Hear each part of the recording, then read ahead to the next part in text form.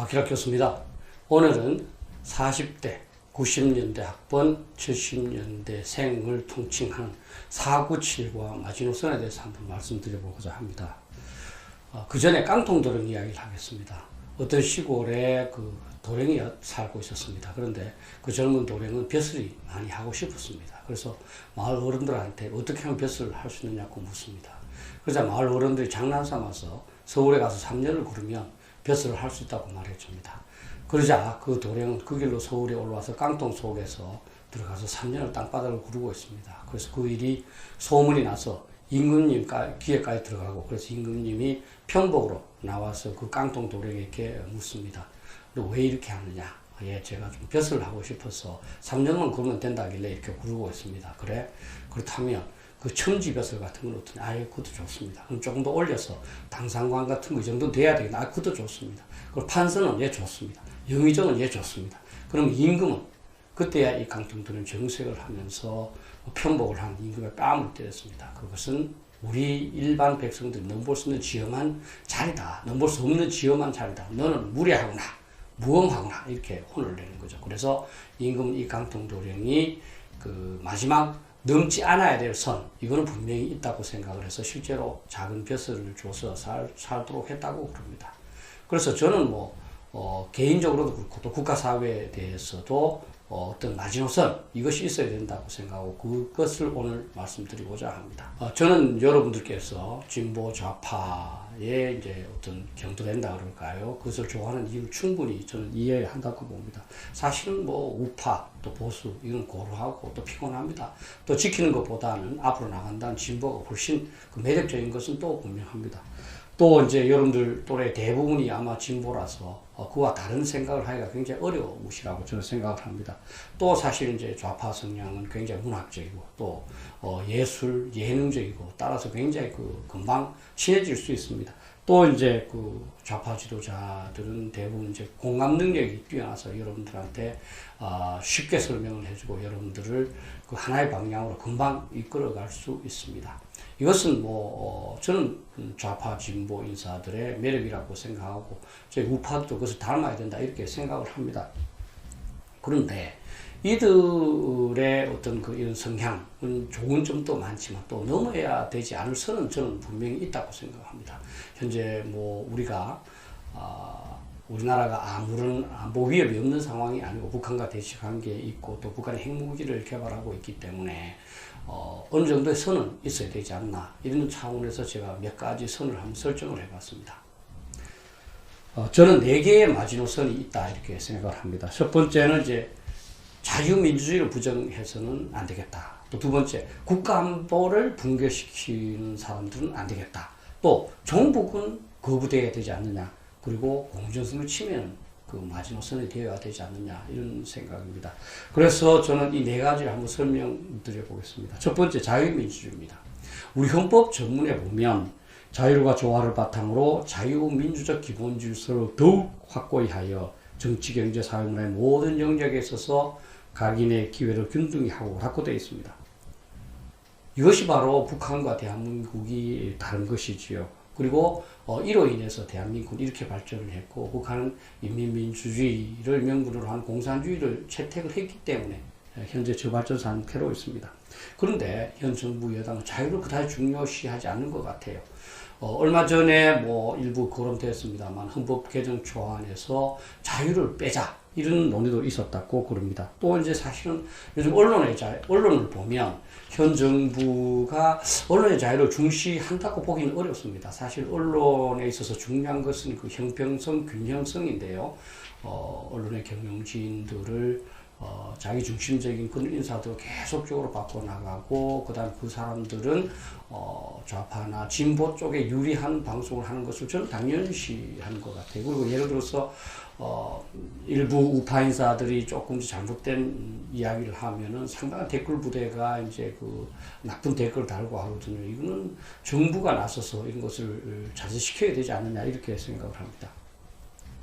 또 이제 북한에 대한 태도, 통일에 대해서도 그런 것 같습니다. 현재 한국의 헌법 제4조에 보면 대한민국은 자유민주적 기본질서에 입각한 평화적 통일 정책을 수립 및 추진한다 이렇게 되어 있습니다. 그런데 현 정부는 이 자유민주적 지서보다는 이제 이 어떤 통일을 더 중요시한 것 같아요. 그래서 헌법을 뭐 개정을 하거나 또는 북한과의 협상을 통해서 자유민주적 절차가 아닌 북한의 공산주의도 수용하는 연방제 또는 뭐 어떻게 보면 북한 주도의 통일을 그 용인하려고 하는 거 아닌가 이런 의심이 나도록 하는 게 사실입니다. 그래서 저는 그 497 여러분들에게 현 정부나 좌파 인사들이 좋은 정책, 좋게 시행하는 정책은 충분히 지지하고 지원하시되 이들이 자유민주주의를 심각하게 훼손하고 있다고 판단될 경우에는 비판을 하시고 또 그것을 시정하도록 압박을 하시고 혹시 시정되지 않으면 저항해야 되지 않나 이렇게 생각합니다. 저는 또 두 번째 마지노선은 이제 국가안보입니다. 국가안보는 개인의 생명과 같은 겁니다. 인간의 생명을 포기할 수 없듯이 국가안보는 절대로 포기할 수 없는 거지요. 북한의 핵 위협 하에 놓였는데 현 정부나 좌파 인사들이 국가안보를 튼튼히 하느냐 저는 그렇지 않다고 봅니다. 현재 북한의 이 핵 위협을 한번 보겠습니다. 북한은 수소폭탄을 포함한 20개 내 60개의 핵무기를 보유하고 있습니다. 또 2년 가까운 비핵화 협상을 거쳤습니다만 핵무기 포기 용의는 전혀 보이지 않고 있습니다. 또 북한은 핵위협하에서 3.1 전쟁, 7.1 전쟁 계획을 수립해서 단기에 남한을 석권한다는 계획을 수립했다고 하고 있습니다. 또 이제 대륙간 탄도탄, 즉 ICBM, 그 잠수함 발사 탄도탄, SLBM을 개발을 해서 미국 위협함으로써 주한미군을 철수시키고자 합니다. 따라서 이로부터 우리 국가와 국민의 안전을 보장하는 것보다 더욱 중요한 일이 있을 수가 없습니다. 그런데 현 정부는 북한이 핵무기 포기에 전략적 결단을 내렸다면서 전혀 이 최악의 상황은 대비하지 않는 것 같습니다. 9.19 군사 합의를 맺어서 평화시대가 왔다고 그러지만 그와 상관없이 북한은 계속적으로 도발을 하고 미사일 시험 발사를 하지 않습니까? 그럼 우리는 9.19 합의를 철저히 지키고 북한은 멋대로 하는 그런 그 사태가 됐습니다. 북한이 미사일 도발하는 것이 군사 합의 규정이 없다면 우리 군사 합의를 잘못 맺은 거고요. 군사 합의의 이제 1조를 보면 군사적 긴장을 조성한 일체 적대 행위를 못하도록 다 돼 있거든요. 따라서 저는 현 정부가 북한의 그러한 행위에 대해 적극적으로 항의를 제기하고 그렇게 하지 못하도록 해야 되는데 그렇게 하지 않는 것에 대해서 굉장히 불안하게 생각하고 있습니다. 또 이제 그 헌법에서는 이 국가안보가 굉장히 중요하기 때문에 66조 2항을 통해서 대통령의 책무는 국가의 독립과 영토의 수호 그리고 국가의 계속성과 헌법의 보존이라고 분명하게 명시하고 있습니다. 이게 바로 국가안보의 책무거든요. 또 이제 그 최진석 서강대 교수는 국가의 그 비본질적 기능을 다 제거하고 나면 가장 본질적 기능으로 남는 것이 전쟁 수행, 즉 국가안보 기능이다 이렇게 말하고 있습니다. 따라서 현 정부가 국가안보의 기능을 조금 등한시하고 있지 않느냐 저는 의심을 합니다. 그래서 여러분들 497 세대께서도 현 정부나 또는 현 정부의 인사들이 북한의 핵 위협으로부터 우리 국가의 안보를 보장하는 그러한 조치가 너무너무 미흡하다고 판단되실 때는 그것을 비판하고 또 고치도록 압박을 하고 그렇게 되지 않을 경우에는 저항해야 되지 않나 이렇게 생각을 합니다.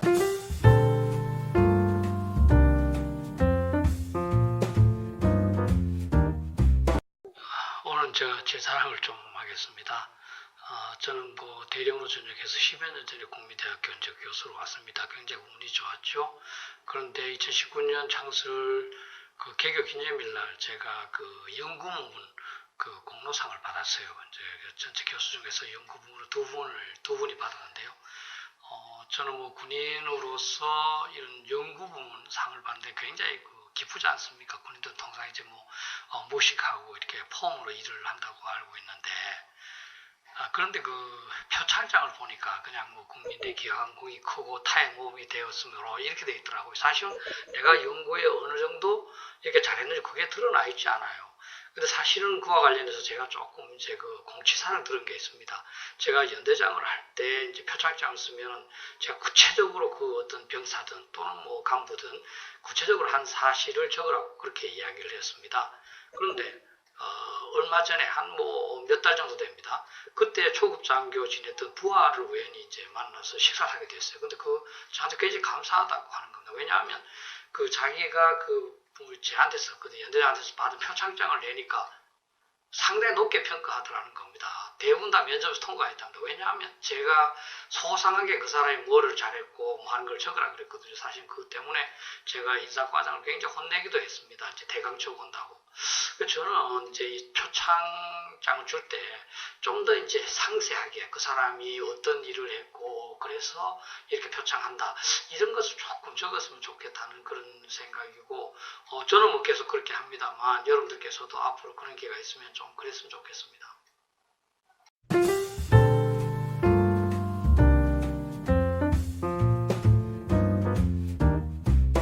세 번째는 종북입니다. 종북이라는 것은 뭐 여러 가지 정의가 있겠습니다만 북한에 대해서 친북 이상으로 지나치게 북한을 추종하는 거 아니겠습니까? 실제로 북한 주민에 대해서 연민을 가지고 또 나름대로 지원을 해주고자 하는 건 저도 갖고 있고 모든 사람이 공감하는 일입니다. 그러나 종북은 곤란하지 않겠습니까? 그래서 제가 종북의 특징을 한번 정리해 봤습니다.